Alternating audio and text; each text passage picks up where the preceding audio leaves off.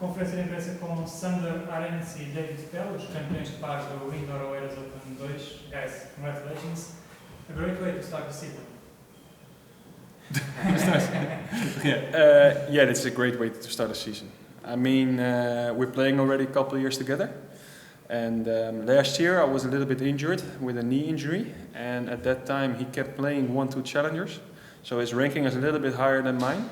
And he could also go to Australia where he was second out. And that's very interesting because everybody wants to be on the Grand Slams. And I think if you show the commitment here, and like, okay, I'm not going, I stay here, we're gonna play in Oeiras. And if you can lift the trophy and start the way like this, I'm more than happy. And it shows that commitment. Also today in the final, there are two teams who are fully committed with each other. Also Bart and Patrick, they did a wonderful job this week. They did the pre-season together. Bart went to Finland. We're also practicing together. It's a little bit easier because we both live in Holland. But I believe that this is the reason why both teams were in the final this week. And I can say thank you for David for the commitment. And I'm looking forward to the rest of the season. So you have to pay a dinner to say thank you? Now I have. Now I have to. Yeah. It was almost all 100% Dutch final. Mm-hmm. How well do you guys know Bart? We know Bart pretty well. Yeah, we practiced, I think, the Thursday before this tournament. We practiced together with the three of us. No, Bart is a great guy, young guy coming up, and I really like him as a player and as a guy, and we really support him. We give him advice, and he gives us advice, and yeah, it's great to have him around. David, to come here instead of going to Australia, like yes. you said, must be a tough decision. So how did you? For me, it wasn't that tough, to be honest. I mean, I went to my feeling, and I decided I go to my feeling, and my feeling said stay here with Sander, don't go to Australia, and let's start the season here in Oeiras, and from here on to the next tournaments. So it wasn't easy, or it wasn't difficult at all. If my math is correct, you have now 10 titles together, and you have one title side by side in 5 different seasons. So are you planning to play together this year as many times as possible? Yeah, we're playing together the whole year. Yeah, we're playing already since 2019. Yeah. And of course there was COVID and we had a little short break, but in the end we're almost playing 3.5 years together. We did our preparation in France this year with like in December with 2 weeks of playing matches, club matches, but also preparing already for this season. And we decided we're gonna play the whole season together, all the tournaments, no exceptions. And hopefully we will be in the Grand Slams soon. So that's our biggest goal right now. The goal. Yeah. I mean, our main goal is to be in Australia next year in the main draw. But if we keep going like this, why not earlier? Davis Cup. We have the number 1 in the world at the moment, so it's tough to get into Davis Cup. Yeah. But we try our best. We try our best. Yeah, and that's a good thing. You said how well do you know Bart? The good thing in our country is we have the number 1, Wesley Koolhof. We have the number 6, Jean-Julien Royer, who won the Roland Garros last year. We have Mathieu Middelkoop, 22, who won Rotterdam 500 and semis at Roland Garros. We have Robin Haase. We have Sam Verbeek. We have Bart Stevens. We have us. Maybe I'm even forgetting people. You know what I mean? It's a group of players.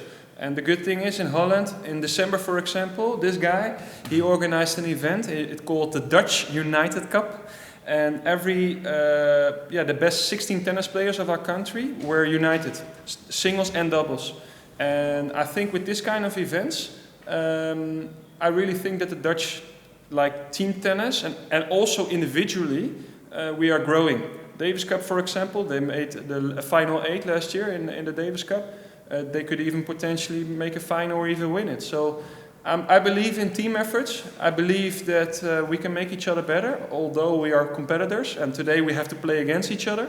But I'm super happy, and you could see today why we, on the important moments, we know exactly what we want to do. We are big men, we go for it, and that's the reason I think why we won the title. For instance, the Brits, they have great double specialists, but in different teams, not doing it together. So we might have a chance there. I mean, I think if you look to the top 30 or top 40 in the world, the first 15 to 20 teams are all committed. Like for example, the exception is John Isner with Hurkacz or Kyrgios and Kokkinakis, but they are all singles players. But all the top double players are committed. There's not one in the top 30 or top 40 who's not fully committed. And of course, they're changing sometimes, but everybody tries to play the whole season to make now it's in Turin, the ATP finals. And if we can dream, then let's see how far we can go. That's what I meant. Because Yeah, you meant- Davis Cup in Great Britain, Yeah. those great players, but not really quite. They're not playing together. Yeah, that's what. True. You mean. Yeah. So, for you, the best doubles players that you've ever seen, of course, there were a few exceptional doubles Dutch pairs, Siemering and Haarhuis. Haarhuis Elting, Arends Elting was a great team. Elting, Yeah. even Richard Krajcik. yeah. Yeah. So, what are your references growing up, Dutch and international? Well, we just have our own dream and we go from there. We're not really compared to other guys. Of course, we look up to these guys, to Paul Haarhuis and Jacco Elting, and then they give us some advice here and there when we're on the national centrum. But we just have our own dreams and we go step by step from there. Yeah. So, Do you study those doubles? yeah, we do. I mean, those pairs, those action. yeah, we I think the difference is that back in the days, of course, Haarhuis Elting, it's good to watch because they're phenomenal tennis players, and I'm sure if they will play nowadays, there will be unbelievable tennis players as well.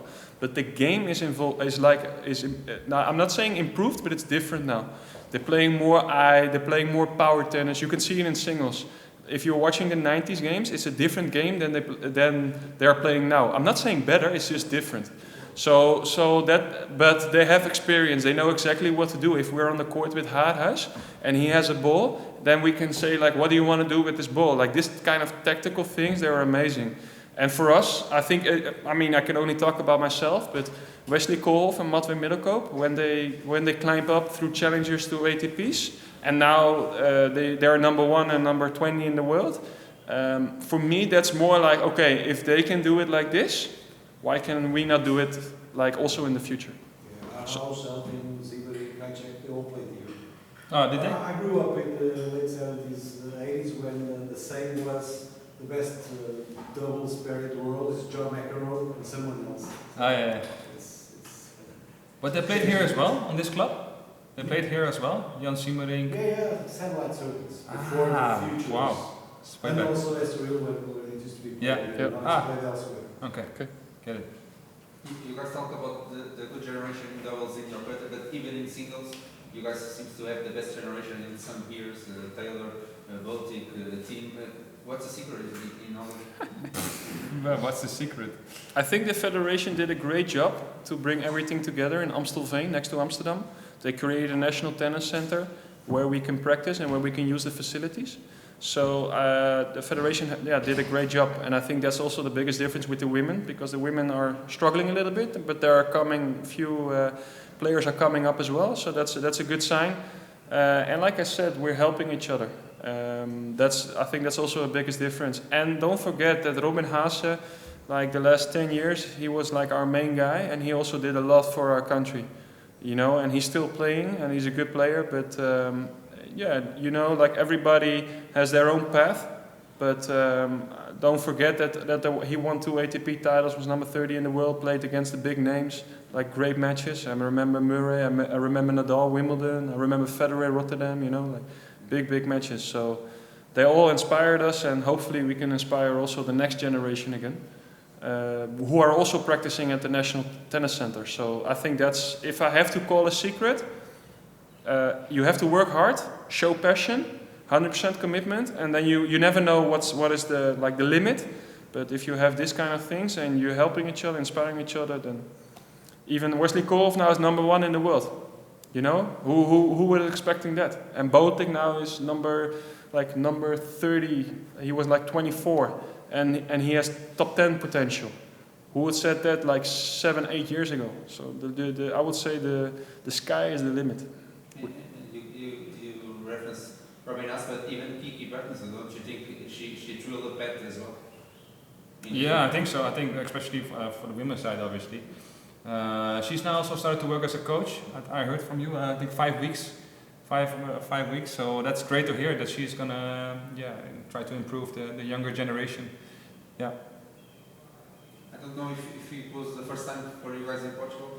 Not in Portugal, but Oeiras, first time. Okay. Yeah. What do you think about this week? The city, the club. Well, I really like this club and the tournament. I think the organization is really good. And this club, I mean, look at the center court. It's so historical. It's a great venue, and the courts are good. 6 indoor courts. Great. Food. No. 7. 7? Yeah, I think even 7. Over there, 6. 6. 6. Yeah, food. I mean, everything is well organized. So they're doing a great job. And I heard they're coming more events. I think like 9. Am I correct? 10 or 9? Yeah. 9. So that's a lot for Portugal, I think. Yes. It's great. We only have one We challenger. have one challenge. We have one 2 challenger, ATPs, but 2 one ATPs, one challenger, few futures, but here you have 9. That's great also for Portugal kids, you know, the new generation to play qualies or main draws. That's good job. It's good to have opportunities. Yeah, great. And that's the thing in our country. We have 2 wonderful ATPs, but I think that they can create more opportunities like the Portuguese Federation does here. And if you organize tournaments like this, players will come back. And Rotterdam is around the corner for you guys. I don't know if you guys planning to play one of the biggest tournaments of your country. The biggest. Yeah, we're gonna play. Yeah, the intention is to go there. Yeah. But it depends on wildcards because it's so strong. We need help, and there are more things that. Let's see. I mean, we want to play, and if they give us the opportunity, then we will go for it. Yeah, That's right. So maybe we see you again in 3 months for the 125 death cards. Yeah, like I said earlier on the court today against somebody else, we will try to play as many as on hard court. So I heard there's a 125 in Porto in August. So I'm pretty sure we will be there. But let's see, there are 2 or 3 weeks earlier before Roland Garros that we want to play on clay. And actually the week of Estoril. And if this tournament is like right after, then there is a good chance that we're coming. Yeah. Not the next week, but 2 weeks later. That's 2 weeks later? Yeah, because Estoril is the first week of April. Right? And Yeah, and the 17th. Ah, that's a pity. But okay. Yeah, it would be good if it would be in a row, you know. Yeah. Anyway. Who knows? Who knows? Thanks so much, guys. Thanks. Obrigado. Obrigado.